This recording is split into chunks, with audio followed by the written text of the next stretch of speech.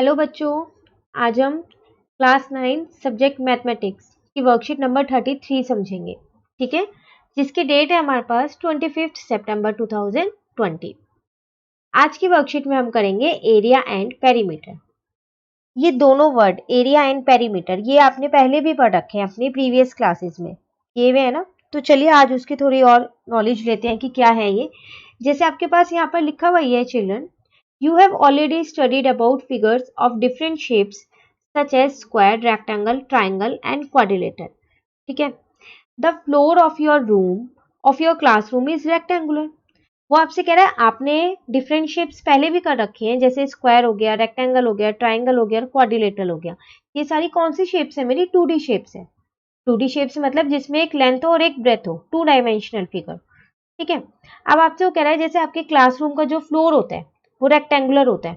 ठीक है, तो उसका एरिया और पेरीमीटर अगर आपको कैलकुलेट करना हो, it's area and perimeter can be calculated. तो वो हम कैसे कैलकुलेट करेंगे उसका एरिया एंड पेरीमीटर? तो बहुत सिंपल से इनके फॉर्मूले होते हैं। पेरीमीटर निकालने का फॉर्मूला होता है रेक्टेंगल का 2 मल्टीप्लाई लेंथ प्लस ब्रेथ। उसी तरीके से एरिया निकालने का भी एक फॉर्मूला होता है और वो होता है हमारा लेंथ इंटू ब्रेथ। ठीक है, तो आपको यहाँ पर दोनों फॉर्मूले पता चल गए कि पेरीमीटर ऑफ रेक्टेंगल क्या है और एरिया ऑफ रेक्टेंगल क्या है। चलिए आगे देखते हैं। अब जब हम ये फॉर्मूले अप्लाई करेंगे तो हमारा एक आंसर निकल के आएगा। ठीक है, अब यहाँ पर उसी से रिलेटेड कुछ चीज है, वो क्या है देखो। Unit of measurement for length and breadth is taken as metre और सेंटीमीटर। कह रहे हैं जो ये लेंथ और ब्रेथ है इसकी जो यूनिट हम लेते हैं मेजरमेंट के लिए वो मीटर और सेंटीमीटर में लेते हैं। ठीक है, अब आगे आपसे वो कह रहा है as perimeter is also the length of the boundary of the given shape. Perimeter है क्या? कोई सी भी एक शेप की बाउंड्री है।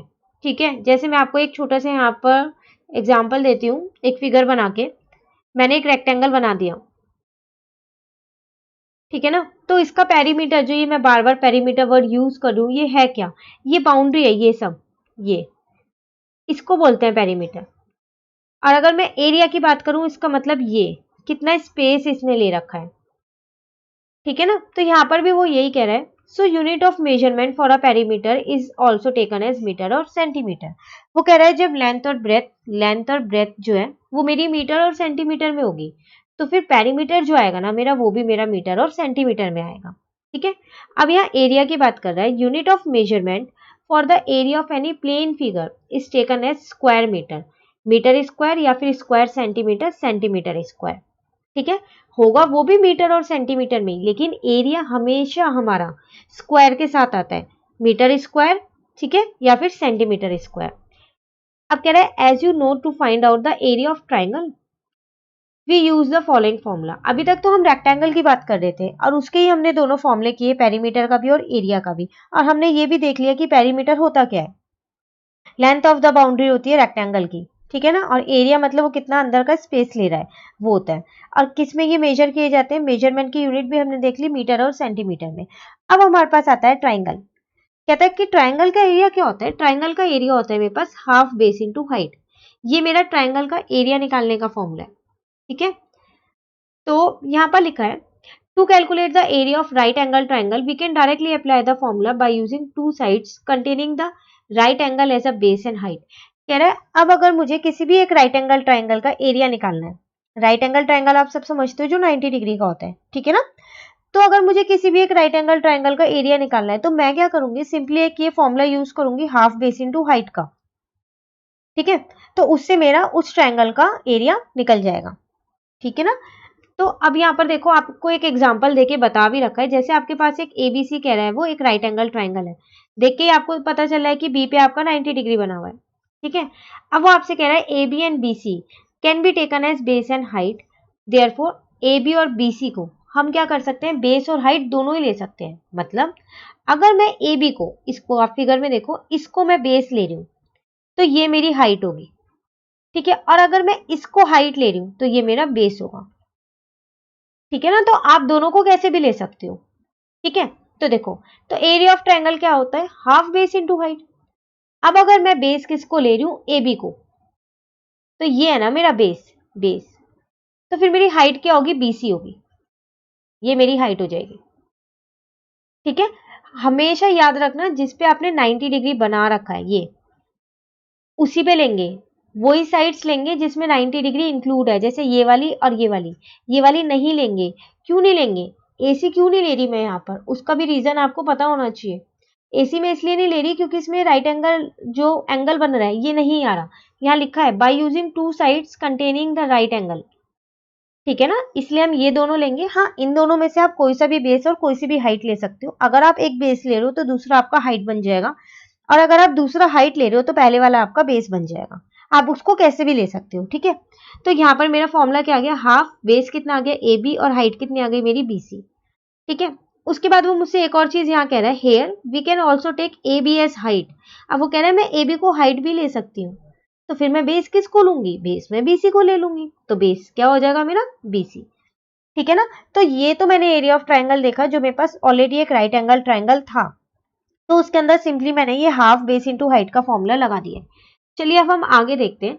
आगे वो मुझसे कह रहा है we can easily find out the height of an equilateral triangle if the length of its sides is known. कह रहा है अब एक इक्विलेटरल ट्राइंगल की मुझे हाइट निकालनी हो तो मैं बहुत आसानी से निकाल सकती हूँ। कैसे? अगर मुझे उसकी लेंथ की साइड्स पता है, साइड्स की सॉरी लेंथ पता है, तो मैं निकाल सकती हूँ। अब ये इक्विलेटरल ट्राइंगल कौन सा ट्राइंगल होता है, जिसकी तीनों साइड सेम होती है ना। तो अगर मुझे इसकी साइड्स पता है, एक साइड भी पता है, तो तीनों साइड तो एक जैसी होगी, तो मैं इसकी हाइट निकाल सकती हूँ। वो कैसे? देखो, कह रहा है for example look at triangle D E F. पूरा ट्राइंगल है बड़े वाला डी ई एफ। कह रहा है each of its side is 10 centimetre. कह रहा है इसकी हर एक साइड 10 सेंटीमीटर की है। वैसे भी ये इक्विलेटरल ट्राइंगल है तो इसकी हर एक साइड सेम होती है। एक देता तो मैं बाकी भी 10 ही लिखती, तो मैंने ये भी 10 लिख दी, ये भी 10 लिख दी, और ये पूरी जो मेरी ई एफ है ये भी मेरे पास 10 है, ठीक है। अब बात आती है यहाँ पर कि हम इसकी हाइट कैसे निकालेंगे। तो देखो हमने क्या किया, यहाँ पर एक डी जी एक लाइन ड्रॉ कर ली। आप इसको एल्टीट्यूड कह सकते हो क्योंकि वही मेरा यहाँ 90 डिग्री का एंगल बनाएगा, तभी ये मेरा राइट एंगल ट्राइंगल बन पाएगा, ठीक है ना। एल्टीट्यूड कह सकते हो, ठीक है। तो मैंने क्या किया, यहाँ एक डीजी लाइन ड्रॉ कर ली है। अब मैं बात किसी कर रही हूँ, इस ट्राइंगल की मैं बात कर रही हूँ, किसकी, डी ई जी की, ये वाले ट्राइंगल की। तो मैं यहाँ लिखती हूँ, देखो इन ट्राइंगल डी ई जी। आपको पता है अगर ये मेरा राइट एंगल ट्राइंगल है तो इसमें मैं पाइथागोरस थ्योरम लगा सकती हूँ। पाइथागोरस थ्योरम आप सबको पता है ना, क्या होती है पाइथागोरस थ्योरम, हाइपोटेन्यूज का square is equals to perpendicular का स्क्वायर प्लस बेस का स्क्वायर। यही आपकी पाइथागोरस थ्योरम होती है। चलिए फिर आप इसके अंदर लगाइए। हाइपोटेन्यूज क्या है, हमेशा 90 डिग्री के सामने वाला हाइपोटेन्यूज होता है, तो इसके सामने वाला, इसका मतलब मेरा डी ई का स्क्वायर, ठीक है ना, किसके बराबर होगा, अब परपेंडिकुलर और बेस लेना है, तो मैंने ई जी के स्क्वायर प्लस डी जी के स्क्वायर के बराबर लिख दिया, ठीक है ना। अब मेरे को डी ई तो पहले से ही पता है, 10 का स्क्वायर है वो, क्योंकि मेरे को 10 पता थी। ई जी, अगर आप ध्यान से देखो आपकी ई एफ जो है वो 10 है, तो फिर ई जी आपकी कितनी होगी, 10/2, हाफ होगी, 5 हो गई, ठीक है। तो यहाँ पर मैंने लिख दिया इसको 5 का स्क्वायर प्लस डी जी, ये मैंने ऐसे ही छोड़ दिया क्योंकि ये मुझको निकालनी है हाइट, ट्राइंगल की हाइट ही तो है, ये मैंने हाइट ही तो ड्रॉ की थी डी जी, ठीक है ना। 90 डिग्री इसलिए बनाया क्योंकि ताकि मैं इसमें पाइथागोरस थ्योरम लगा सकूं, ठीक है। बस तो फिर अब आप इसको निकाल लो, 10 के स्क्वायर को माइनस 5 का square is equals to D G का स्क्वायर। वही चीज ये देखो इन्होंने की है, इन्होंने बस डायरेक्ट लिख दिया है, पाइथागोरस थ्योरम इतना स्टेप से नहीं बताइए, तो यही चीज इन्होंने की भी है। तो 100 माइनस 25 75, ठीक है। तो डी जी कितनी आ गई आपकी, 5√3, ये आ गई आपकी हाइट तो निकल गई। अब अगर मैं आपसे कहूं कि इस पूरे ट्राइंगल का डी ई एफ इसका मुझे एरिया बताओ, तो आप बोलोगे half base into height, half तो हाफ ही रहेगा। बेस मैंने लिया ई और एफ, और हाइट मैंने अभी निकाली है डी जी, निकालिए ना। बस अब मैंने क्या किया, वैल्यूज को पुट किया और मेरा एरिया ऑफ ट्राइंगल भी इससे आ गया, ठीक है। तो मैं किसी भी ट्राइंगल का एरिया ऑफ ट्राइंगल निकाल सकती हूँ अगर मैं उसमें हाइट ड्रॉ कर लूँ तो। हाइट मैं तभी कर सकती हूँ जब मेरे को उसकी साइड्स पता है, ठीक है ना, तीनों साइड्स पता है, तो मैं इजिली हाइट ड्रॉ करके खुद कंस्ट्रक्ट करके पाइथागोरस थ्योरम लगा के निकाल सकती हूँ और उसके बाद एरिया निकाल सकती हूँ, ठीक है। चलिए अब नेक्स्ट देखते हैं। अब ये आप आसानी से कर पाओगे क्योंकि हमने ऊपर वाला समझ लिया है। तो देखो आपसे कह रहा है look at triangle P Q R to understand how we find height of an isosceles triangle. अब बात आती है यहाँ पर आइसोसेलेस ट्राइंगल की। ये कौन सा ट्राइंगल होता है, ये वो ट्राइंगल होता है जिसकी दो साइड सेम होती है, ठीक है ना, और एक साइड अलग होती है। तो चलिए अब हम देखते हैं, पी क्यू आर मुझे दे रखा है, ये मुझे 5 दे रखी है, ये मुझे 5 दे रखी है। यहाँ पर मुझको QS4 दे रखी है, मुझे SR नहीं दे रखी है। ठीक है ना, आप ध्यान से देखिए, ये चीज मुझे नहीं दी हुई है, सिर्फ QS मुझे 4 दे रखी है। ठीक है, तो चलिए मैंने हाइट ड्रॉ कर ली PS, फिर मैं यहाँ पर क्या कर रही हूँ, पाइथागोरस थ्योरम लगा रही हूँ। अब मुझे फिर से ये निकालना है PS। तो अब आपको पता चल गई ना कैसे लगाइए पाइथागोरस थ्योरम, तो मैं डायरेक्ट यहाँ लगा रही हूँ 5 का स्क्वायर माइनस 4 का स्क्वायर, इट मीन्स 25 माइनस 16 9। तो आपकी PS आ जाएगी, यहाँ पर ये स्क्वायर था तो PS आपकी आ गई 3। चलो हाइट तो आपको मिल गई 3। अब अगर मैं आपसे बोलूं कि इसका एरिया भी मुझको निकाल के दो, तो आप एरिया कैसे निकालोगे? PQR का एरिया क्या होगा? Half base into height. Height आपको पता है 3 है, लेकिन बेस तो आपका QR है। अब QR तो आपको पूरा नहीं पता, आपको सिर्फ इतना पता है QS 4 है, तो QR कैसे निकालोगे आप? तो जब ये 4 है तो ये भी 4 होगा। ठीक है ना, तो मेरा QR निकल गया। QR कितना निकल गया मेरा? 4 प्लस 4, इट मीन्स वो मेरा 8 सेंटीमीटर है। ठीक है, तो देखो मैंने वही लगाया है हाफ बेस इंटू हाइट में, बेस मैंने QR लिया है और हाइट मैंने PS ली है। Half base into height solve किया तो मेरा एरिया ऑफ ट्राइंगल आ गया। ठीक है, तो इसका मतलब आप आइसोसेलेस ट्राइंगल में भी ये हाफ बेस इंटू हाइट का फॉर्मूला लगा सकते हो, अगर आप हाइट कंस्ट्रक्ट कर लो तो। ठीक है, चलिए इसके नीचे देखते हैं क्या लिखा है।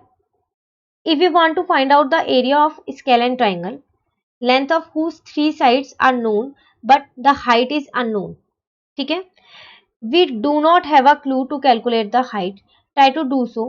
If we are unable to find out the height of a scalene triangle, then to calculate its area, we use Heron's formula. We will study about it next time. देखो वो आपसे कह रहा है, अभी तक आपने दो ट्राइंगल की एरिया बहुत आसानी से निकाल लिया और उनकी हाइट भी निकाल ली, इक्विलेटरल की और आइसोसेलेस की। अब सिर्फ एक ट्राइंगल रह गया है, स्केलेन ट्राइंगल। स्केलेन ट्राइंगल वो ट्राइंगल होता है जिसकी तीनों साइड्स अलग अलग होती हैं।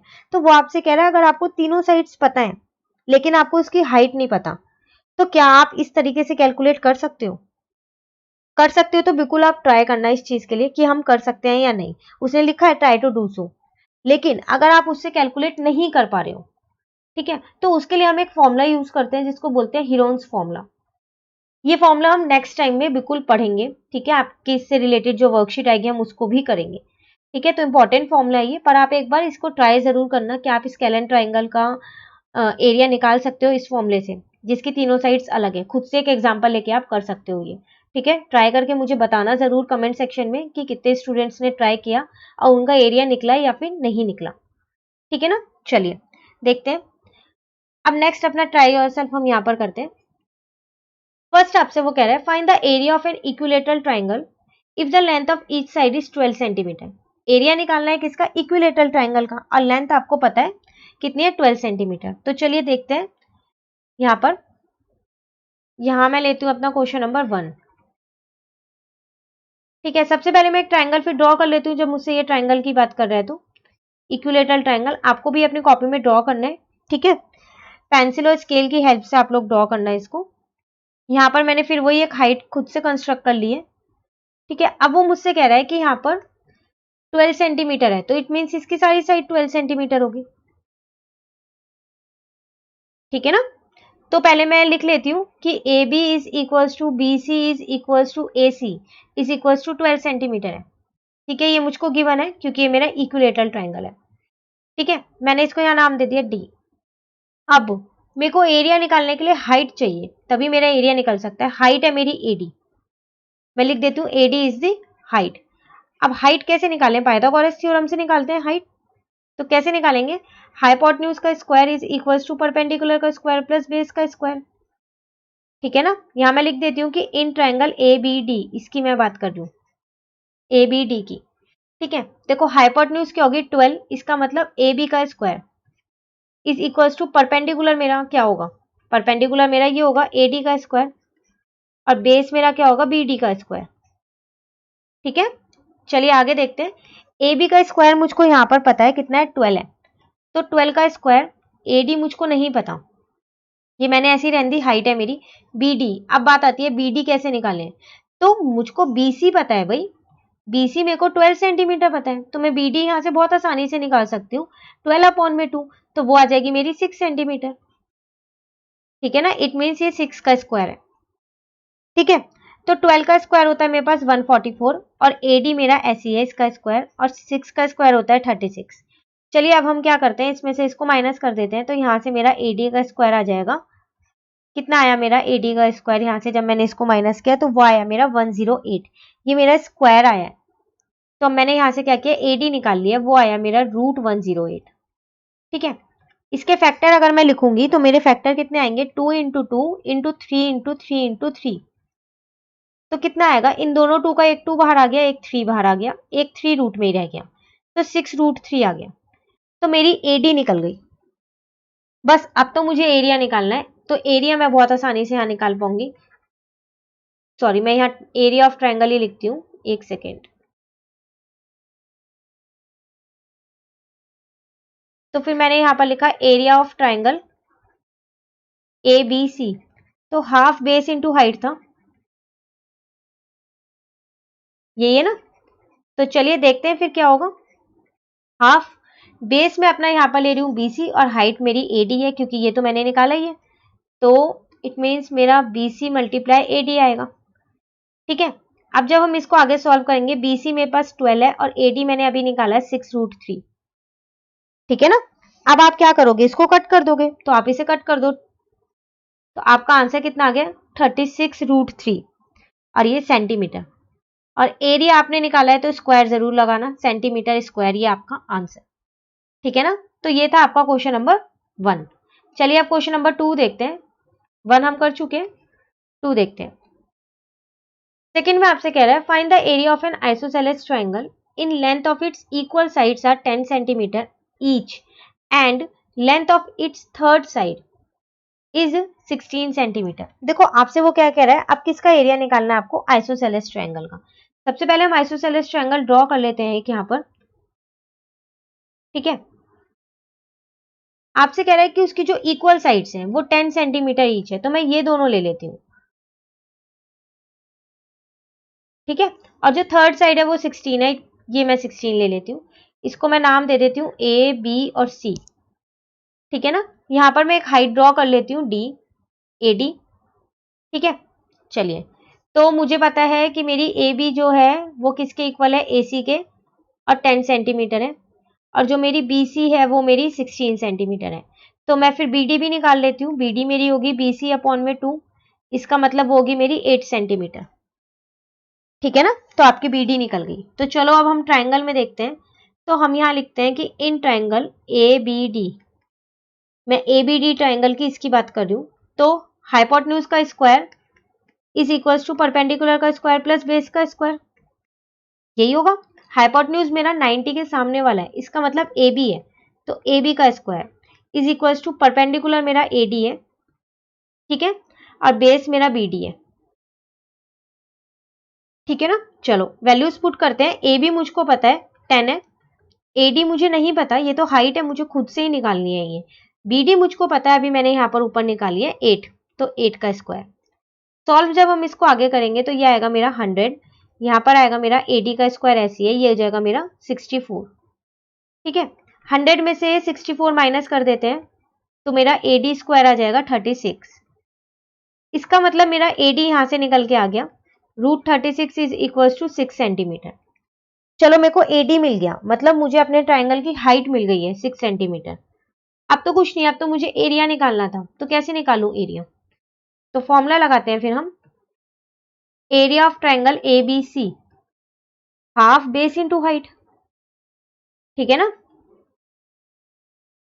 तो हाफ मैंने ऐसे ही रहने दिया, बेस मैंने अपना BC को लिया और हाइट मैंने अपना AD को लिया। ठीक है, तो करते हैं, चलो यहाँ पर हाफ BC मेरा कितना था, BC मेरा 16 था और AD मैंने अभी निकाला है 6। आपने इसको इससे कट कर दिया, आप 16 को भी कट कर सकते हो 2 से, आपकी मर्जी, आप किसी को भी कट कर सकते हो। ठीक है ना, तो आपका कितना आ गया, 16 इंटू में 3 is equal to 48 centimetre square. ये आपका एरिया आ गया, और आपको इस क्वेश्चन में एरिया ही निकालना था। ठीक है, तो ये है आपके 2 क्वेश्चन जो आपको खुद से करने थे, और बाकी के 3 एग्जाम्पल्स आपको यहाँ पर दे रखे थे। ठीक है, तो ये थी एरिया एंड पेरीमीटर, इसके ऊपर हमारी आज की वर्कशीट नंबर 36। वर्कशीट नंबर 37 हम अपनी नेक्स्ट वीडियो में करेंगे। तो अगर आपको ये वीडियो अच्छी लगी तो आप इसे लाइक जरूर करना, और मेरे चैनल को सब्सक्राइब करना। Thank you.